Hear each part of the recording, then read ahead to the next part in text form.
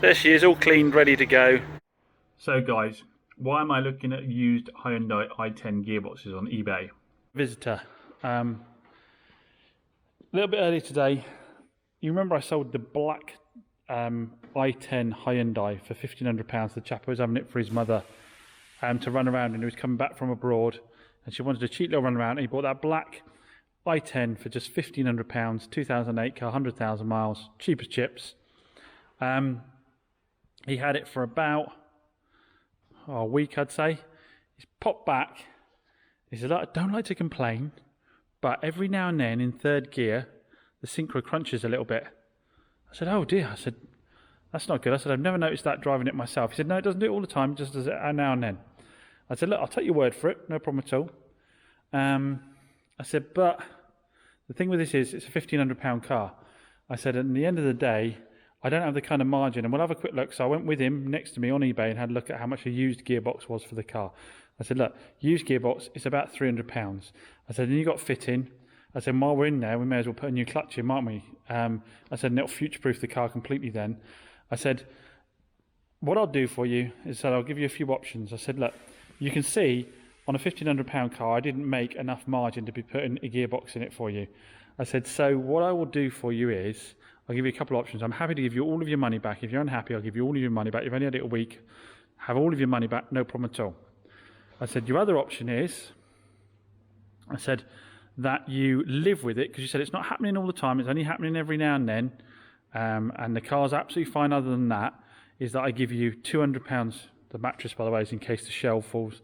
Stuart's idea. I'm not entirely sure it'll make any blind bit of difference. I said, yes. So I said, the other option is, you live with it, and they give you a couple £100 back, and so you have it as a known fault, but you get the car cheaper.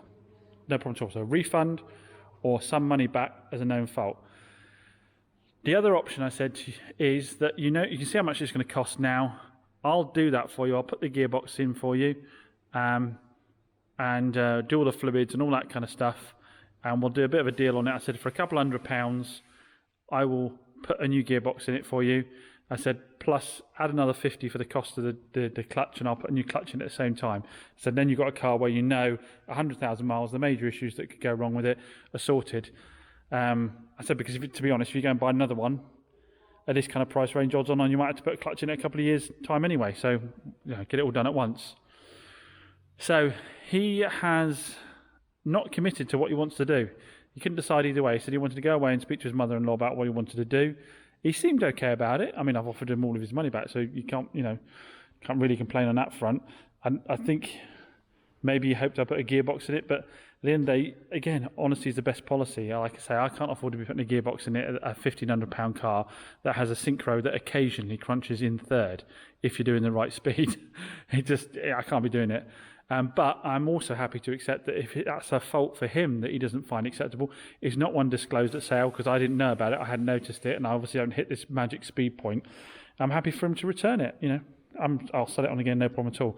How fast they sell for me. So I'm holding out now. It's been a couple of days since then. So yeah, I'm holding out, and we'll find out what he wants to do, and I'll come back to you guys and let you know.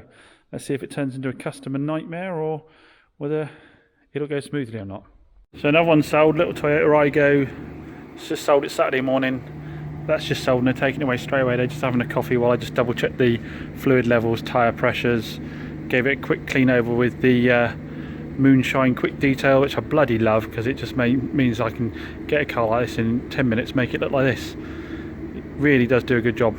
Really highly recommend that Moonshine Quick Detail. I'll put the code underneath again. You get 25% off if you use the code Chops Garage. Well worth having if you're flipping cars and you have people saying they want to come and see them at short notice and you want to make them look better. Just give them a whiz over with that. It looks ideal. So yeah, pleased with that. Not a hugely profitable sale. It was a 1995 car. I've discounted because it's the last weekend of the month and I wanted to squeeze an extra sale in. Let them have 100 off, so they've got it for $18.95. And I have given them a 6-month warranty with that one because they're down in Exeter, so they can't get here easily. So with the Igo gone, I'm off to look at a unit. The landlord's agreed to meet me there after my business proposal. Big thanks to you guys as well. He watched the channel and he was impressed with what he saw. Spoke to him earlier this morning, and he said, you know, on the basis of what I saw on the channel, I'm happy with the type of business you're running. So all your positive comments, I'm sure, helped with that and your views and so forth. So we're going to go off and check that unit off and see if we can't finally make the move to have my own place with more space to do more flipping.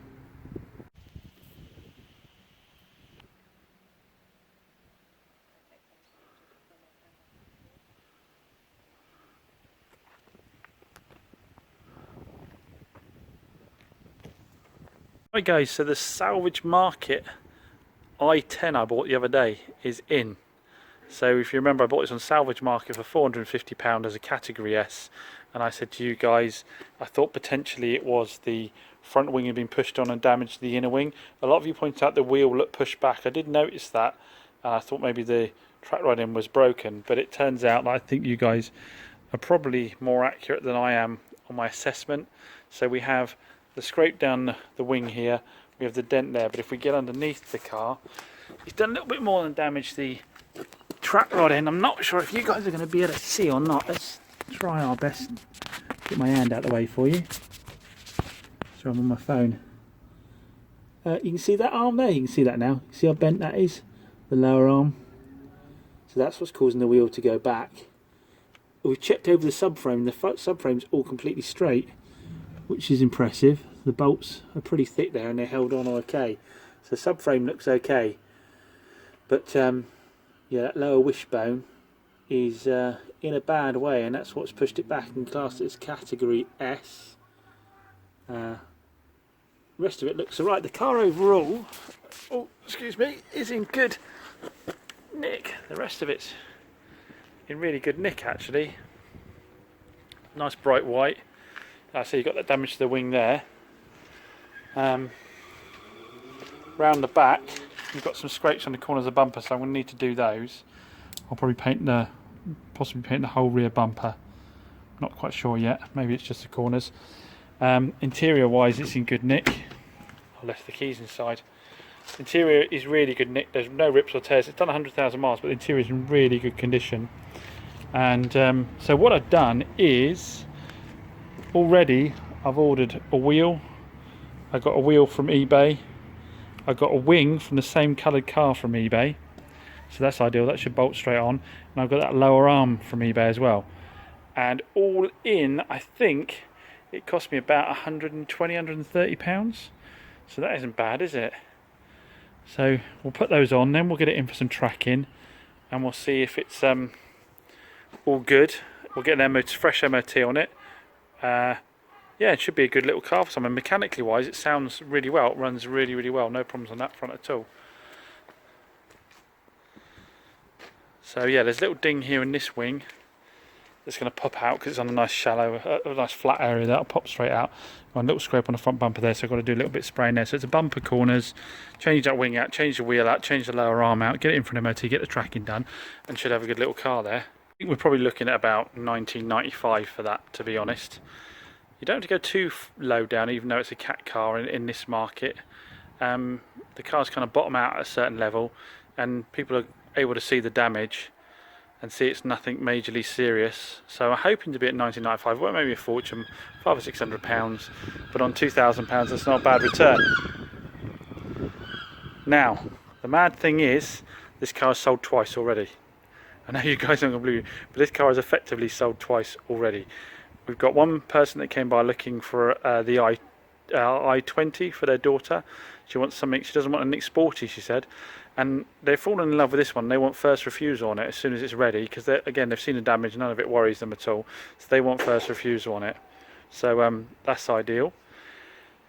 Now the second one's a mad one. Now, you remember the iGo with the bad gearbox, the one I sold 1,500 quid, where the guy said that the synchro in third crunched every now and then, and I gave him the option of either having all of his money back, of having a couple £100 back and living with it as it is, or we share the cost of a repair, because I said, look, on a £1,500 car it doesn't merit me doing it at all. Well, he disappeared for 2 days and I hadn't heard anything from him. He came up when I was actually through selling the blue iGo to the family. Now, I wanted to have a quick think about it, shuffle off and have a think about it, which they did. And I got hold of the chap and said, you know, and he'd actually started looking around this one. So he said to me, he said, yeah. I said, how are you doing? Yeah. He said, what about this one? I said, well, technically it's already sold. Someone's got first refusal. And I said, what are you thinking? Do you want to swap the car over? Because I don't think I can do that, because like I say, I've given someone first refusal. He said, no, I want this one as well. He says, I want this one as well. Get this, I want it as well because I'm so impressed with the other one you sold me. He says, I want a second one for us to run around in, because remember he gave the first one to his mother, and he said, I'm so impressed with it, I want one for us as well now. I said, what about the gearbox issue with the other one? The wife turned around and said, I can't get it to do it. I don't know what he's on about. And I said, look, I'd already offered you £200 back if you live with it. I'll stand by that. I'll honour that. I'll give you the £200 back to not have a repair done and just live with it as it is. And he said, yeah, great with that. He said, but if they don't have this one, let me know. And if you get another one, let me know straight away, because we want another one. So how mad is that? You think something could potentially turn into a customer complaint or an issue, and a person come back and says they want to buy a second car from you. Absolutely brilliant. You've got to love that, haven't you? You've got to absolutely love that. So again, these i10s, oh my God, I can't get the things fast enough. Really, these i10s are such cracking little flips.